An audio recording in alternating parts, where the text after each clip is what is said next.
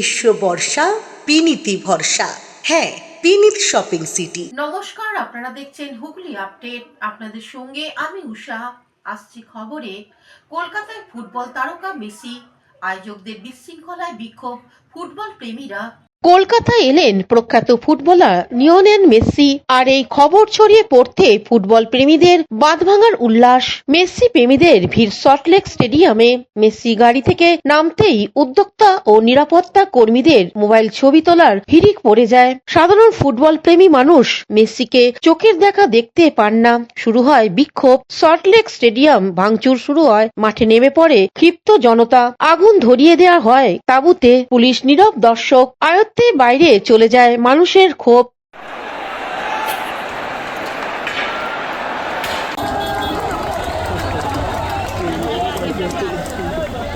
কৌশিক ঘোষ ও চন্দনা দত্তের report, Hooghly update. CPM এর বাংলা বাঁচাও পদযাত্রা হুগলিতে, সঙ্গে নেত্রী মীনাক্ষী।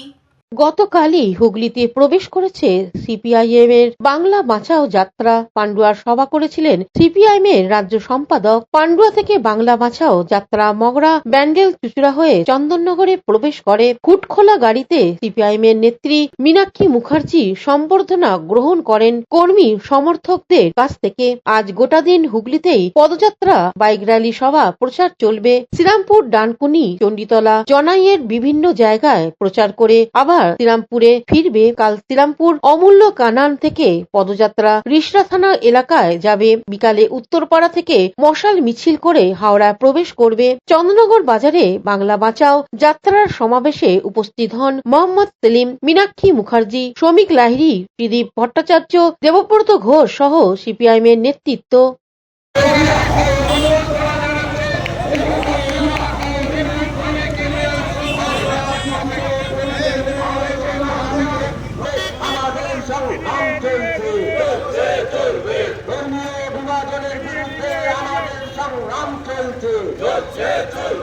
আগে কবে দুপুর 12টা-1টার সময় চন্দননগর এরকম মানুষের ঢল দেখেছো?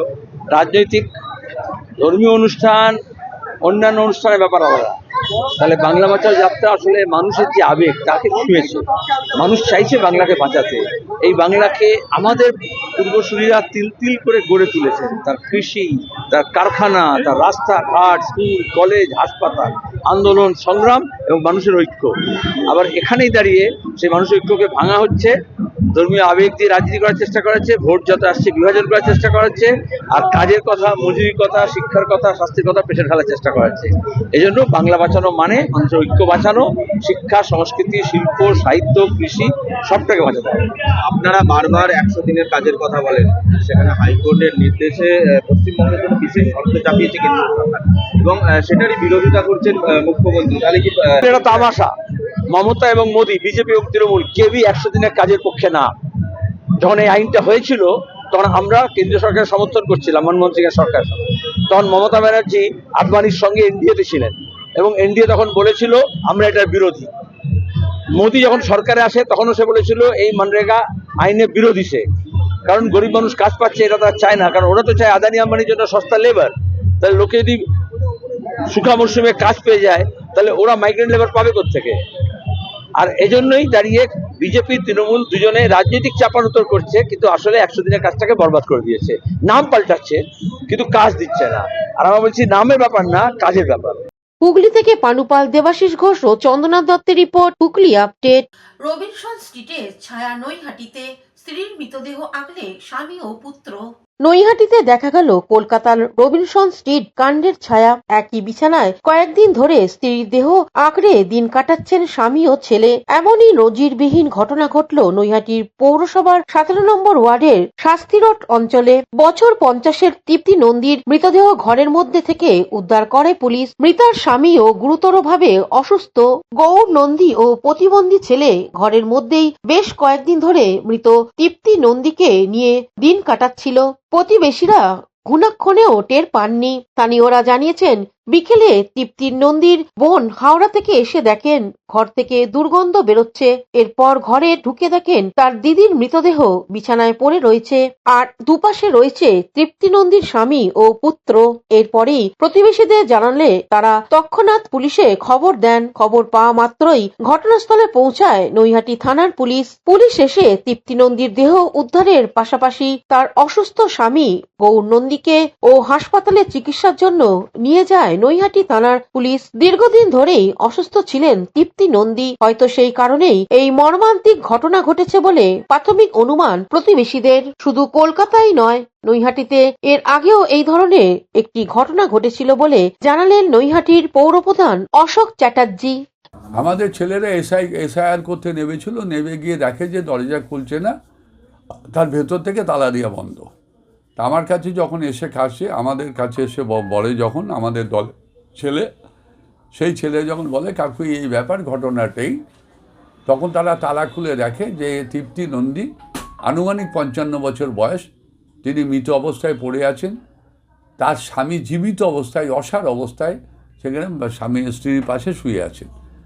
তার ছেলেটা সাইকাট্রিস্ট সেখানে মরে পড়ে আছে। আমি তারপরে পুলিশকে আইসি নৈহাটিকে খবর দিই। নৈহাটি খবর দেওয়ালে বডি তারা বের করে। তারপরে এখন পুলিশ বলতে পারবে, পিএম রিপোর্টে বলতে পারবে তার মৃত্যু কীভাবে হয়েছে, এবং পিএম রিপোর্ট পুলিশ বলতে পারবে তার মৃত্যু কদিন আগে হয়েছে।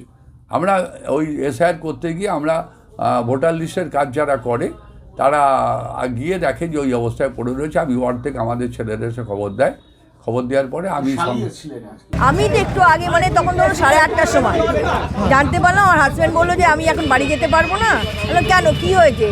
তা বলে এরকম গৌরটা মারা গেছে। বাবা, কোন গৌরটা? অবাক হয়ে গেছে। বলছি এই তো আমাদের গলির ভেতর যে গৌরটা, আমাদের পাড়া প্রতিবেশী। আমাদের যদি একটু জানাতো তাহলে তো আমরা তো হেল্প করতে পারতাম পাড়ার সবাই। অন্তত খাওয়া দাওয়াটা করে তো সবাই, আমাদের কত খাবার তো নষ্ট হয়। আসলে ঘটনাটা কিভাবে হলো ঠিক বলতে পারবো না, কারণ আজকে সন্ধ্যে 7টার সময় আমার কাছে ফোন আসে যে এরকম একটা দুর্ঘটনা হয়েছে, এবং ঘটনাটা জানা গেল যে ওনার শালি যিনি মারা গেছেন, তার শালি আজকে তাদের দেখতে এসছে এবং নক করেছে দরজায়। যিনি মারা গেছেন তার ছেলে অ্যাবনর্মাল, সে তার অ্যারাউন্ড এজ হবে 30। তো তার বাবা আনকনসিয়াস কন্ডিশনে ছিল, ডেড বডির পাশেই শুয়েছিল। তার পক্ষে এসে খোলা সম্ভব হয়নি। যেটা জানা গেছে সেটা ওই ছেলেটি আসে মাসির ডাকে, এসে কোনো ক্রমে চাবিটা দেয় ওর মাসির হাতে, এবং তারপরে মাসি পাশের যে একজন প্রতিবেশী আছেন তার সাহায্য নিয়ে দরজাটা খোলেন এবং ভেতরে গিয়ে দেখেন যে ওনার দিদি মৃত অবস্থায় বিছানায় পড়ে রয়েছেন, এবং তার হাজব্যান্ড মানে ওনার জামাইবাবু তার পাশে শুয়েছিলেন। এবং তাকে যখন ওনারা নক করেন, উনি একটু রেসপন্স করেন, কিন্তু উঠে জানাতে কিছু পারেননি।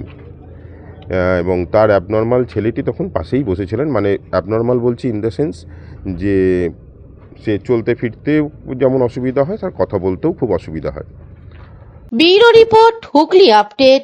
এখন নিয়ে নেব বিজ্ঞাপন বিরতি। বিরতির পর ফিরে আসছি খবরে।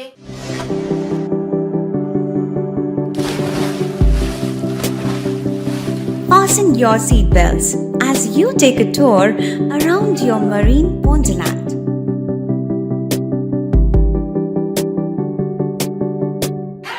Spend a day at Aqua Marina and enjoy an array of water slides that give you butterflies in your tummy.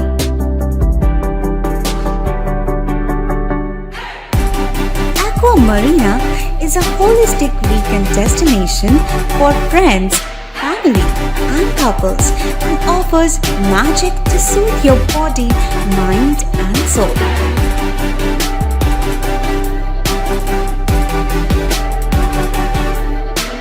Aqua Marina, your customized magician. Welcome aboard and see the magic unfold. শীত, গ্রীষ্ম, বর্ষা, পিনিতি ভরসা। হ্যাঁ, পিনিত shopping city. যে কোনো মরশুমের readymade জামা কাপড় পাওয়া যায় একই ছাদের তলায়। ছোট থেকে বড়, পুরুষ, মহিলা ও শিশুদের একমাত্র নির্ভরযোগ্য প্রতিষ্ঠান। শীতকালীন যে কোনো শাড়ি, জিন্স, টপ, কুর্তি, চুড়িদার, পাঞ্জাবি মানেই বিনীত শপিং সিটি, আখন বাজার, চুঁচুড়া, Hooghly. Amala nursing home. Enjoy a weekend at Vedam, the paradise of peace. A home away from home.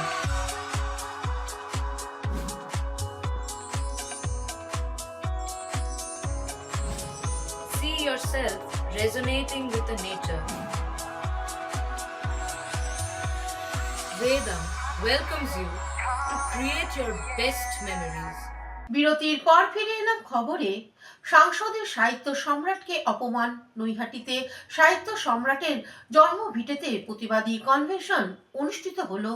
সংসদে দাঁড়িয়ে প্রধানমন্ত্রী নরেন্দ্র মোদী সাহিত্য সম্রাট কৃষি বঙ্কিমচন্দ্র চট্টোপাধ্যায়কে বঙ্কিম দা বলার প্রতিবাদে গণকনভেনশন আয়োজিত হল নৈহাটি কাঁঠালপাড়ার সাহিত্য সম্রাটের বসতভিটে তথা জন্মভিটেতে বঙ্কিম ভবন ও গবেষণা কেন্দ্রের উদ্যোগে আয়োজিত এই কনভেনশনে উপস্থিত ছিলেন ব্যারাকপুরের সাংসদ পার্থ ভৌমিক, আমডাঙ্গার বিধায়ক রফিকুল রহমান, রাজ্য তৃণমূল ছাত্র পরিষদের সভাপতি তিনাঙ্কুর ভট্টাচার্য সহ একাধিক সাধারণ মানুষ। সাহিত্য সম্রাট বঙ্কিমচন্দ্র চট্টোপাধ্যায়ের অপমান মানছি না, মানবো না, মানছি না, মানবো না। সাহিত্য সম্রাট বঙ্কিমচন্দ্র চট্টোপাধ্যায়ের অপমান মানছি না, মানবো না, মানছি না, মানবো না। সাহিত্য সম্রাট বঙ্কিমচন্দ্র চট্টোপাধ্যায়ের অপমান মানছি না, মানবো না, মানছি না, মানবো না। Bureau report, Hooghly update. হুগলির তারকেশ্বরে মোটরবাইকের শোরুম উদ্বোধন হলো। হুগলি জেলার তারকেশ্বরে বিষ্ণুবাটি ভীমপুরে সন্ধ্যায় বিশিষ্ট ব্যক্তিবর্গদের সম্বর্ধনা এবং কেক কেটে উদ্বোধন করা হলো। এই শোরুমে বাজাজ মোটর বাইকের দুটো নতুন বাইক লঞ্চ করার পালসার N160 ও পালসার NS 125 এছাড়াও 12 ডিসেম্বর থেকে 15 ডিসেম্বর 2025 পর্যন্ত লোন কাম এক্সচেঞ্জ মেলা চলবে। 5 বছরের কিস্তি, 5 বছরে ওয়ারেন্টি এবং 5,000 টাকা পর্যন্ত এক্সচেঞ্জ অফার ও 0% সুদের হার, 0% প্রসেসিং ফি এবং 0% ডাউন পেমেন্ট। এছাড়াও ফুল ট্যাঙ্ক পেট্রোল সর্বোচ্চ 15 লিটার বাজাজের যে কোনো মডেলের গাড়ি কিনলে দেয়া হচ্ছে এই শোরুম থেকে।